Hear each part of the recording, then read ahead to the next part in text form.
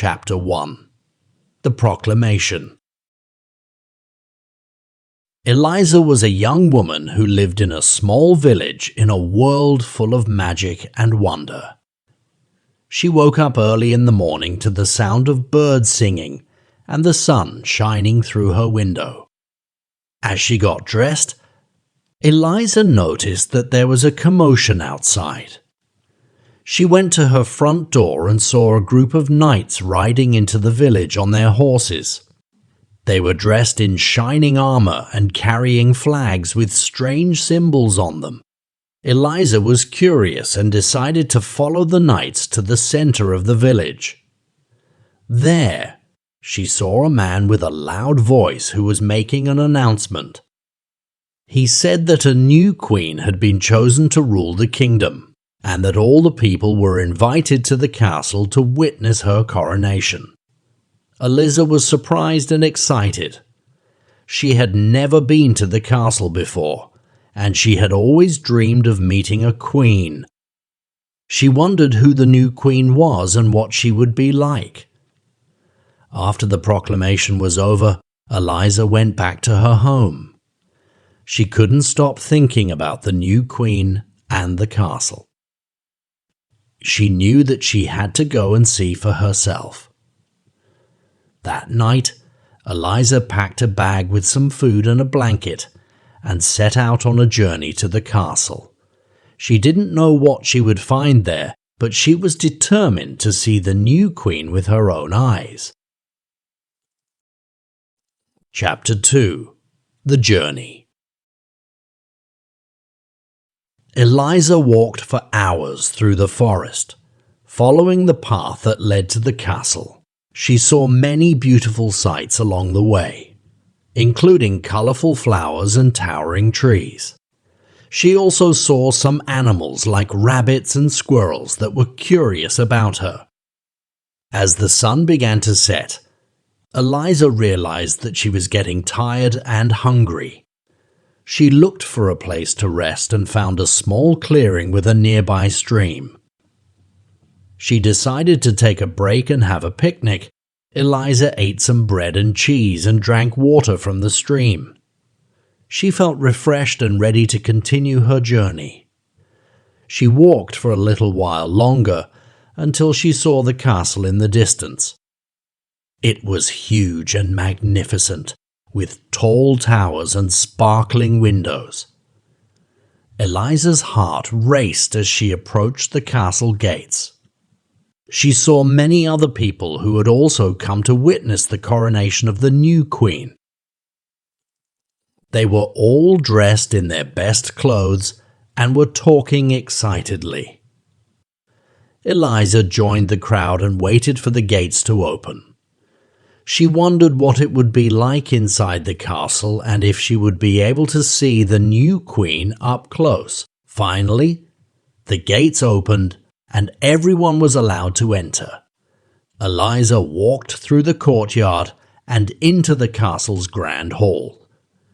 It was filled with people, and there were musicians playing music and food being served. Eliza looked around and saw many beautiful decorations like tapestries and paintings. She felt like she was in a dream. She wondered where the new queen was and if she would be able to find her. Chapter 3. The Coronation. Eliza wandered through the castle trying to find the new queen.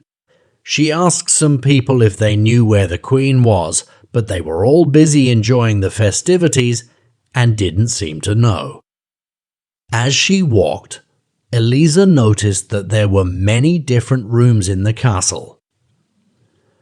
Some of them were grand and fancy, with chandeliers and gold decorations. Others were small and cozy, with comfy chairs and warm fires. Eventually, Eliza found herself in a room with a throne at the end. She saw that there was a woman sitting on the throne, wearing a beautiful dress and a crown on her head. Eliza realized that this must be the new queen. Eliza approached the queen and curtsied. as she had seen other people do. The Queen smiled kindly and asked Eliza what her name was and where she was from. Eliza told her that she was from a small village and that she had come to see the coronation.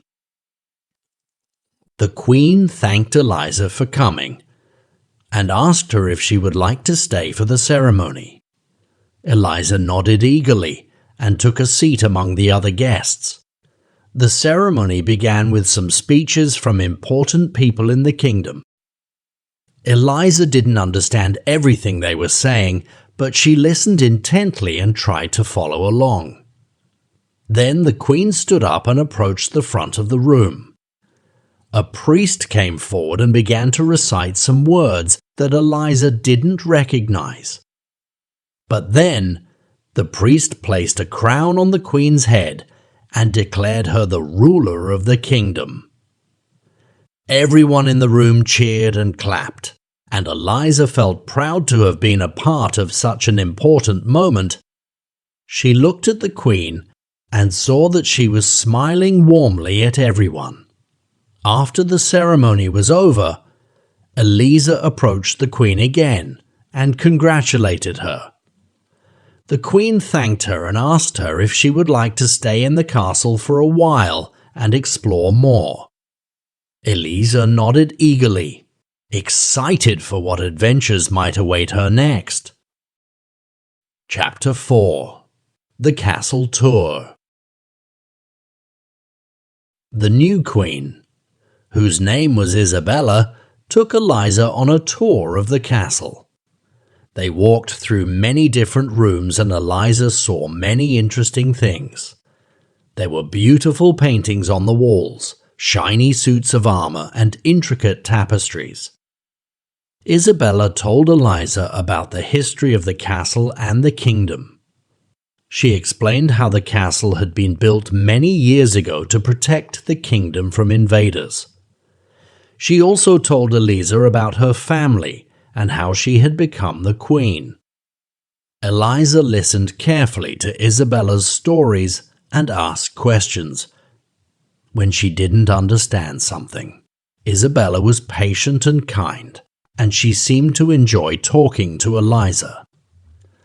As they walked, they came to a large room with a big table in the middle. There were many maps and papers on the table, and some people were working on them. Isabella explained that this was where they made important decisions for the kingdom, like how to build new roads or how to help the poor. Eliza was fascinated by this and asked if she could help.